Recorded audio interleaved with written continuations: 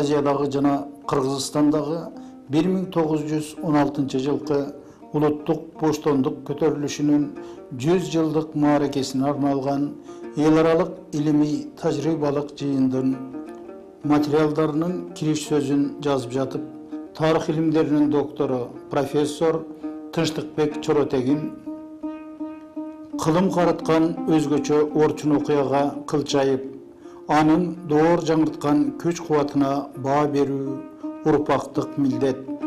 Мындан 100 жыл илгери бабаларыбыздын Борбордук Азияны жана анын ичинде Кыргызстанды титиреткен улуттук боштондук көтөрүлүшү улуу мүдөөгө, ата журтубузда эгемен мамлекет куруу максатына жетелеген. Бул улуу максат үчүн аракет ошол доордо жалпы Түркстанды, Борбордук Азиянын батышын чеңгелинде кармаган падышалык Орусия үчүн өтө коркунучтуу болчу. Бул көтөрүлүштүн катышуучуларынын жана аларга тилектеш калайыктын падышалык Орусиянын жазалоочу аскерлери тарабынан ырайымсыз түрдө жазаланышы Кыргыз элинин бир бөлүгүнүн аргасыздан Түндүк Кыргызстандан жана Жети Суудан Батыш Кытайга журт которуусуна, улуу үркүн окуяларына кириптер кылган деп башталат.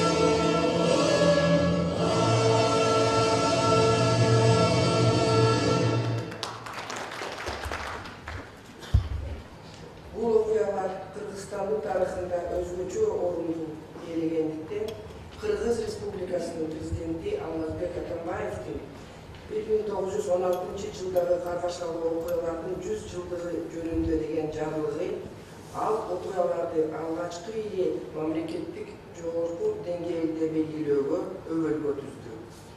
Ошондой эле Кыргыз Республикасынын президенти Алмазбек Атамбаев ошол убакта курман болгондордун жарты делесине арналган Ата бейит улуттук тарыхый мемориалдык комплексинин ачылыш аземинде сүйлөгөн сөзүндө окуяларга бир кылым толгондугуна карабастан баардык архивдик материалдар толугу менен ачыла элек деп айткан. Мындан 100 жыл илгерки окуяларды эскерүү жана аларга акыйкат, калыс баа берүү максатында башталган бул иш жалпы элдик колдоого ээ болду. Илимий чөйрө, жарандар, көптөгөн коомдук уюмдар, анын ичинде саясий оппозициячы маанайдагы кыймылдар да бул окуяны ачык айкын далдаган эркин жыйындарды өткөрүштү. Бүгүн болсо ошол иштерди жыйынтыктап, окумуштуулар тарабынан бул окуялардын 20-кылымда мамлекеттүүлүгүбүздүн кайра жаралуусуна тийгизген таасири тууралуу көптөгөн изилдөөлөрдү жүргүзүүнүн негизинде жазылган эмгегиңиздер элибиздин улуттук ант сезимин көтөрө турган илимий колдонмо боло алат деп ишенебиз.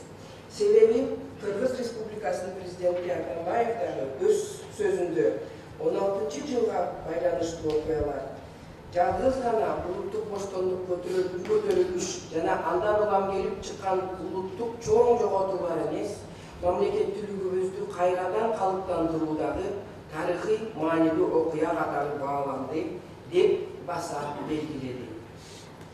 Демек, жогоруда айткандай, өлкөндүн 100 жылдыгын белгилөө бул жергебизде мамлекетти жана элдин биримдигин бекемдөө ишин илгерилетүү, өлкө тарыхындагы жазыла эле барактарды толтуруу, жарандыкка жана патриоттукка тарбиялоо болуп саналат. Мындан ары илимий тарыхый изилдөөлөрдүн жыйынтыгы мамлекетибизге оң тараптуу натыйжасын берет деп терең ишенем. Жергебизде эч качан кайгылуу окуялар болбошун тилеп, ишиңиздерге албан ийгиликтерди каалап этмекчимин. Чоң рахмат.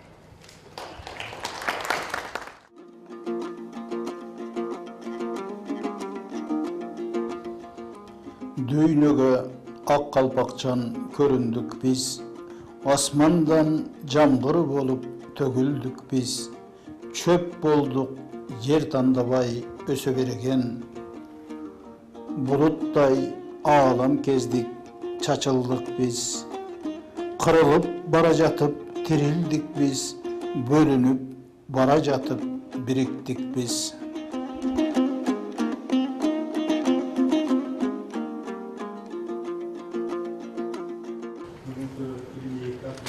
Кыргызстандын ар башка аймактарынан окумуштуулар келди. Андан тышкары Казакстандан, Өзбекстандан, Орусиядан жана Америка Кошмо Штаттарынан бул жерде иштеп жаткан профессор Чарльз Карсон отурат. Биз негизги жыйынтыктоочу материалдардын баардыгын конференциянын алдында bir топ кылып жарыяладык эле. Айрым идеяларды буга чейин интернет аркылуу дагы жарыялап келишти окумуштууларыбыз. Ошон үчүн сөздү мүмкүн болушунча тоботерин айтып, жаңычыл жагына көбүрөөк көңүл бөлүп, жана ачыла эле болочокто дагы каалаган болочокто иштей турган жактарын дагы көбүрөөк сүйлөсөк, ошондо алгылыктуу болот деп ишенебиз. Эмесе биринчи сөз Кыргыз Республикасынын эл баатыры урматтуу Бексултан Жакиев агайыбызга белгилей кете турган абдан жакшы нерсе президентибиздин өтүнүшү менен деп токтолуп аткан Россия Федерациясынын президенти Путин Владимирович келип өлкөндө курман болгондордун эстелигин көргөн. Бул чоң окуя, маанилүү окуя. Эгерде Россия көтөрүлүштүн болгонун, көтөрүлүштүн маанисин түшүнсө, бизде орус арасында дагы, кыргыздардын арасындагы кетип сүйлөгөндөрдүн сөзү тыйылат. Бүгүнкү Элбалык илимдик тазалык конференциясынын урматтуу катышуучулары, кадырлуу коноктор, бүгүн толгон алтынчылык бизге Кыргыз элинин эмес, жалпы Орто Азия элдеринин оор кайгысы жана ошол мезгилде баатырдык баракчасы тарыхындагы. Ошон үчүн биздин жыйынга келип аткан конокторго көңүл мен анталарга ыраазычылык билдирип рахмат айткым келет. Экинчиден, 16-жыл бул жөнүндө гуманитарды илимий маселе эмес, ал көпчүлүгүндө улуттук саясий мамлекеттик чоң маселе. Ошон үчүн Кыргызстандын эң көрөгө чыган уулдары Юсуп Абдрахманов, Баян Исекеев биз менен казактарга бирдей эле адырлаттуу чыган инсан, булар республика 16-жылы кызыгып, изилдеп, өзүнүн эң алгачкы фундаменталдуу иштерин жазган убагында жаш кызды окудум деп, Москвада издеп жүрүп кайсы эски китеп дүкөндөрдөн кайра чыгарып атабыз, мен жылдардан сурайчы.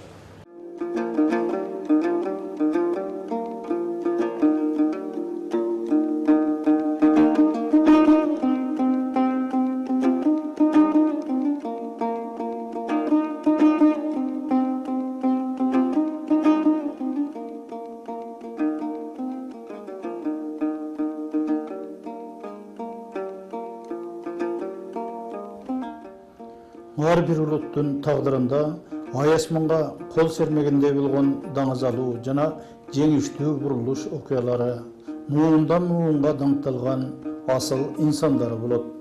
Ошондой эле tar jol taygak geçүүsü, muң menen zargap atkан müşkül кезеңдер учурайт. Кээде даңазалуу окуялардын мааракеси майрамдалса, кээде азаптуу учурлардын жылдыгы белгиленет. Ар бир эл тарыктагы күнгөй тескейди бирдей эскерип жүрүшү лазым. Кыргызстанда тарых жана маданият жылы деп жарыяланган 2016 жылы расмий түрдө жана кеңири белгиленген окуялардын бири 1916 жылдагы падышалык Орусиянын оторчул бийлигине каршы улуттук боштондук көтөрүлүш менен улуу үркүндүн 100 жылдыгы. Бул 100 жылдыкты белгилөө менен Кыргызстандын бийлиги жана эли зор саясий эркти көрсөтө алды деп өз алгы сөзүндө тарых илимдеринин доктору профессор Токторбек Өмүрбеков белгилейт.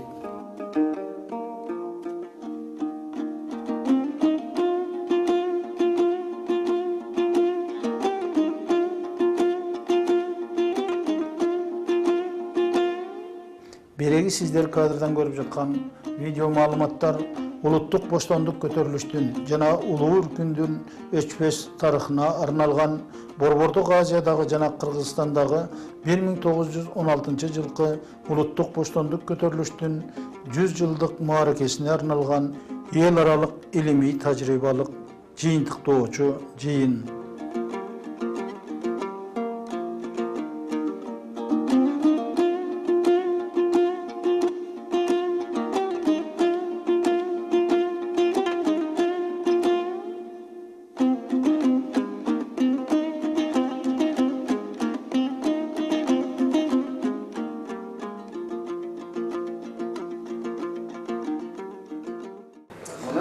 Мен өткенде көрсөттүм, как иностранная разведка готова в основе 16 года. Бул ушул атайын бир максатка ылайыкталган ишти жасаган бир эме бар. Тиги аты жөнүн айтпай чыгарган бир нерсе пайда болду. Стан кырда. Акай ушул көзөлүшкө каршы күрөшүп келаткан уюм деп койсок болот да.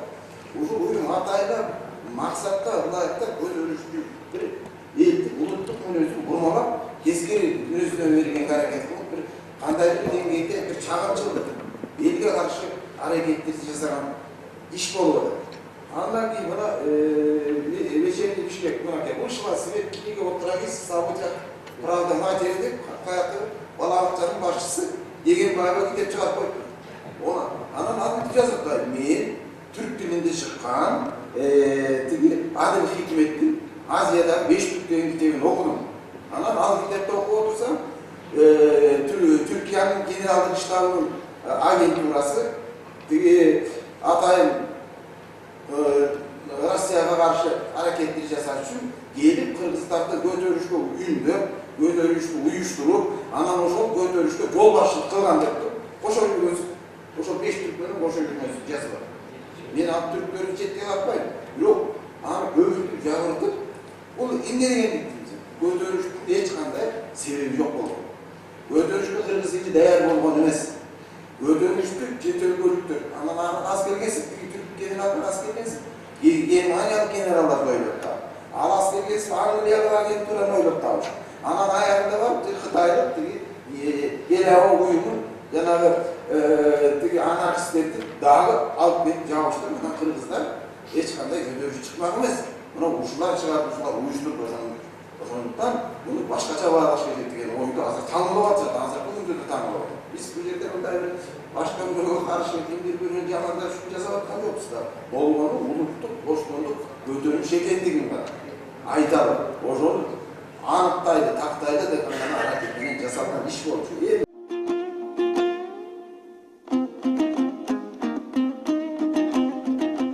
Караң буйгур тамына корголоду кайран эл, баарын берип жан үчүн жорголоду кайран эл. Жазгы жамгыр мойнуна шорголоду кайран эл, чыны менен ошентип кор болобу кайран эл. Жөө басып таманы чор болобу кайран эл, капка аштык таба албай дор болоду кайран эл. Убактында кир жуубай нор болобу кайран эл.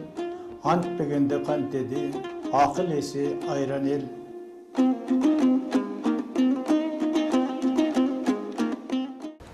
Когда мы говорим о восстании народов Средней Азии и Казахстана, надо более широко, масштабно надо подходить. Вот началом, первым таким крупным восстанием было 1898 года Анжанское восстание. Хотя оно называлось Анжанское, но это имело туркестанское восстание.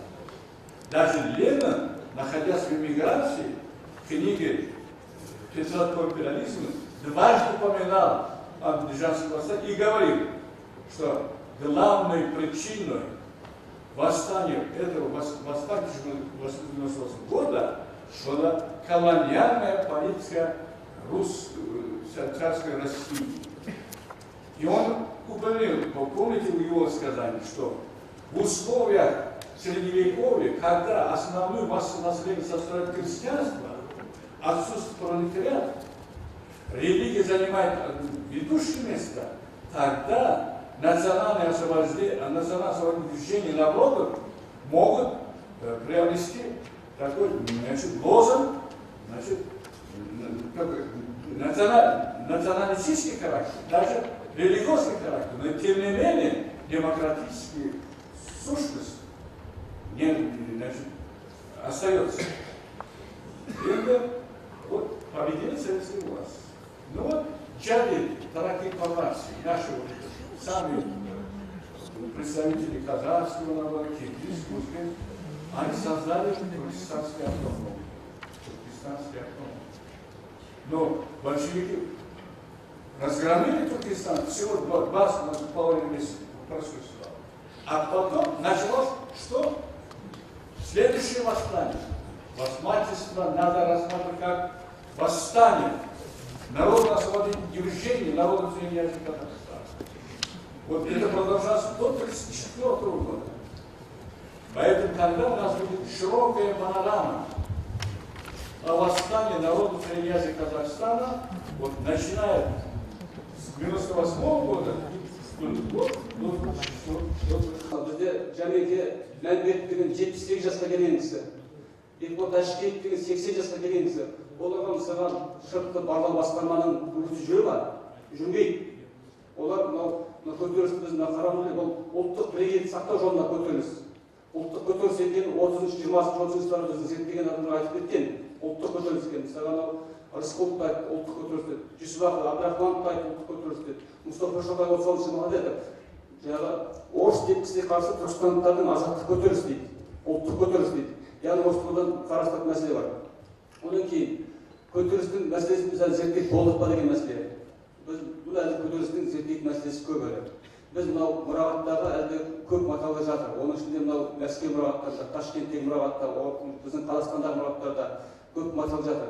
Соның ішінде біз мынау осы 2007-2008 3 том қазақ ұлт қозғалысы келесі бойынша кітап шығады.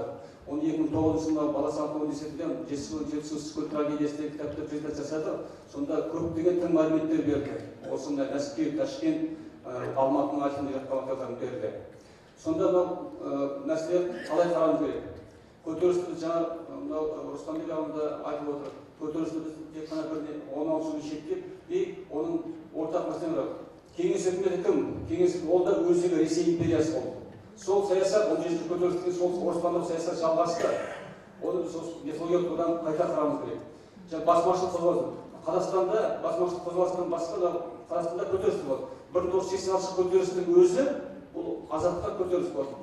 Осы тәуелсіздіктің туған көтеріліс болды. Яғни Қазақстанда бізде көтерілістердің кезең-кезеңіне қарайтын болсақ, 1930 жылдары 29-31-де ұжымдастыруға қарсы 372 көтеріліс болған. 80 мыңнан астам қатысқан көтеріліске. 16 жыл көтерілістің әр ошақтарын қараңыздар. Біз Жетісу ошағының өзі үлкен трагедия болды. Жетісу облысында мысалға таза орыс уезін құру жобасы жасалған болатын. Яғни осындай мәселелерді біз көтерілістің әр ошақтарына байланысты дұрыстап қоюымыз керек. Және қазақ қауымдары, өзбек қауымдары, басқа Орта Азия республикасының ғалымдары бірлесіп отырып ортақ проблемаларды қою керек. Яғни методикалық тұрғыда және тарихтан сабақ алу үшін керек. Егер бізде қазір тәуелсіздік кезінде көп проблема бар, әсіресе біздің қоғамда да бар. сол проблемаларды біз осы тарихтан іздеуіміз керек. Неге біз бүгін тарихтан сабақ алмауымыз, дұрыс алуымыз керек? Өйткені біз тарихымызды әлі күнге дейін дұрыс білмейміз, деректер білмейміз.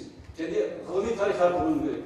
Біз тарихшы ғалымдар эмоцияның жетегіне кетпей, яғни әрбір сөзімізді әрбір дерек арқылы сөйлеп, яғни қоғамға дұрыс ғылыми ерекшеліктен мақсаттар беріп, яғни өзіміздің дұрыс тарихымызды қалыптастыру керек. Және оны осы отарлық кезеңде болған патшалық Ресей, Кеңес империясының ортасында болған кезеңде біз жаңа деректер тұрғысынан қайта қарауымыз керек. Осылай айтайын.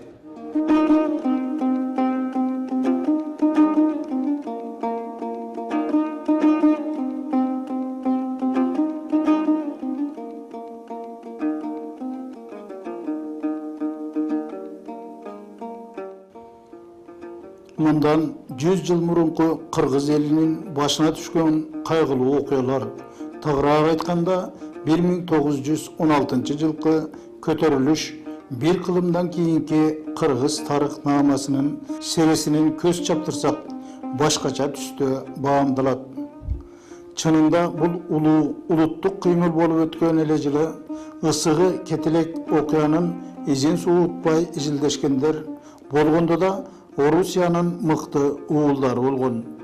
1917 жылдын февраль революциясынын жеңиши менен каардуу падышачылыктын тактан куланышына бирден бир тиешеси бар чоң саясатчы Александр Федорович Керенский ошол кезде Орусиянын мамлекеттик думасынын көрүнүктүү ишмери, өлкөдө таанымал инсан, империяны демократизациялоонун зарылдыгын, Орусияны Европанын алдыңкы мамлекеттери сыяктуу реформалоо керектигин жактап келгендиги маалым.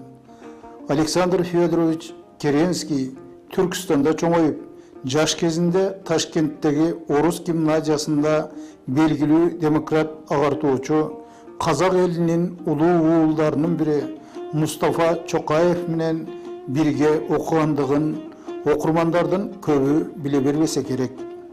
Александр Федорович Керенский Орто Азиялыктардын, анын ичинде кыргыздардын 1916 жылдагы улуттук көтөрүлүшү жөнүндө уккандан кийин мамлекеттик дума түзгөн комиссияга жетекчилик кылганда Ташкент менен Самаркандка чейин поезд менен келип иликтөө жүргүзгөн. Биринчилерден болуп көптөгөн маалыматтарды жыйнап, анын негизинде 1916 жылдын 13 декабрында Думанын жыйынында баяндама жасаган. Баяндама кашкайган чындыкты коомчулукка жеткиргендиги менен айырмаланган. Атүгүл орус жазалоо отряддарынын кылмыштарын болгонун болгондой кылып сүрөттөп, эмчектеги балдар менен кары картаңдардын аяосуз кыргынга учурагандыгын айтып бергенде, депутаттардын бири Шингарев ордунан ыргып тура калып, варварлар деп кыйкыргандыгы документтерде сакталып калган. Мурунку советтик тоталитардык идеологиядан айрылган менен кыргыз тарыхнамасында советтик кездеги тарых концепция, таптык көз караш, партиялуулук принциби өкүм сүрүп, тарыхта эл массасы гана чечүүчү ролду, ал эми инсандар эзүүчү таптын өкүлдөрү болгондуктан көтөрүлүштүн кыймылдаткыч күчү боло алышкан эмес. Кыргыздар улуу агасындай болгон орус элине каршы чыккандыктан алар катуу жазаланды. Ошондуктан көтөрүлүш реакциялуу, орус элине каршы кыймыл болгон деген сыяктуу түркөй илимий ой пикирлердин саркындылары дагы деле жашап келет. Биз жогоруда сиздерге маалымат берген кабарлар кыргыз билим берүүсүнүн эмгек сиңирген кызматкери, тарых илимдеринин доктору профессор Ташын Кененсариевдин каламына таандык 1916 жылкы улуу көтөрүлүштү баалоонун методологиялык негиздери деген макаласында келтирилген. Аркандай окуя, тарыхый окуя сөзсүз окусам болбойт, ал деген себеп өлгө негизинде пайда болот. Аны биз тарыхта себеп натыйжа түшүндүрүп деп коебуз. Башка айтканда историзм принципи да. Ошондой эле бул 16 көтөрүлүш бул кокустан болгон нерсе эмес. Бул 1855 жылдан ошол 16 жылга чейинки болгон бүтүндөй колониалдык доор, отор доору деп аталган мезгилдеги бүткүл процесстин жыйындысы ошонун бир продукциясы катары айтыш керек да. Ошондуктан мен бул жерде ошол жаңы бир көз караш менен методологиялык жактан нече көңүл буруп, ушул өзөкчү себептер жөнүндө кеп кылайын деп чечтим. Көтөрүлүштүн себептери жөнүндө ошол катышкандар ошол мезгилдеги отчеттордо, андан кийин Совет бийлигинин жаңы алгачкы кызматчылары, башчылары, кийин биздин тарыхчылар, коомдук ишмерлер азыркыга чейин ушул себептер жөнүндө айтып келишет. Себептер өтө көп. Мен атайлап эсептеп чыктым. 30га жакын себепти көрсөтүлгөн тарыхчылар. Ошолордун баардыгын бириктирип мен эки группага бөлүп коет элем себептерди. Бул ички себептер, анан тышкы себептер. Ичкисине дагы 4 бөлсө болот: саясий, экономикалык, социалдык, маданий. Ал эми тышкы себептерге, бул негеде тышкы себептерге азыр кишилер көп көңүл буруп атышат, айрыкча орус тарыхчылары. Бул чоң оюндун таасири, бул панисламдык жана пантүрктүк фактор, бул тышкы оюнчулардын, башка айтканда герман, түрк агенттеринин иши деген маселелер көтөрүлүп атат.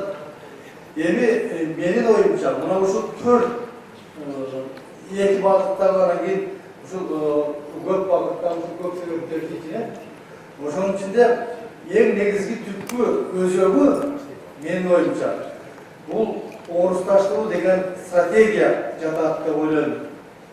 Бул жөнүндө айтышып келишкен, бирок мен муну атайлап бөлүп көрсөтөйүн деп атсам, орусташтыруу деген эмне өзү? Биринчи, мунун өзгөчөлүгүн айталы. Орус колониал системасы менен батыш колониал системасынын өзгөчөлүгү бар.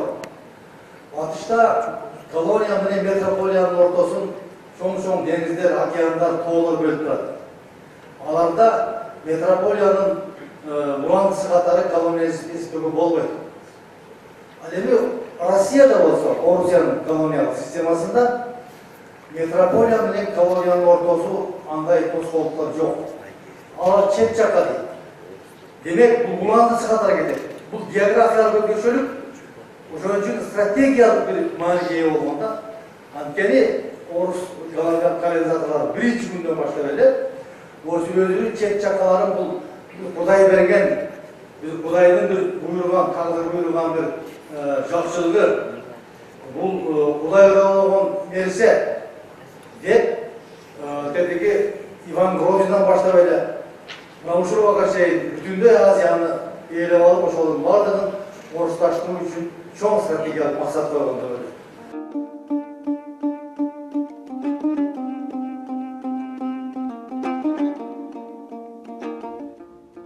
Мындан 100 жыл мурдагы кандуу, касіреттүү окуялар туурасында мынтип урпактарынын белгилеп жаткандыгына дагы шүгүр келтиришибиз керек.